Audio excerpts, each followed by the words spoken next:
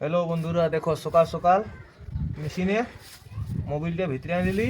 এখন চলে যাব কফি পাঠাতে। দেখো আর দেখো মোবিল ঢালছি।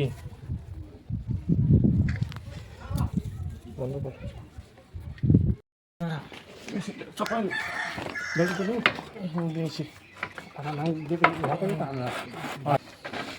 ওদিকে হ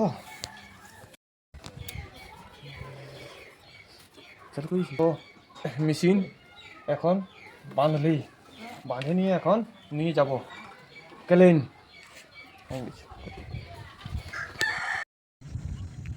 হাই দেখো বন্ধুরা, আমি কেলেন মেশিন নিয়ে পৌঁছে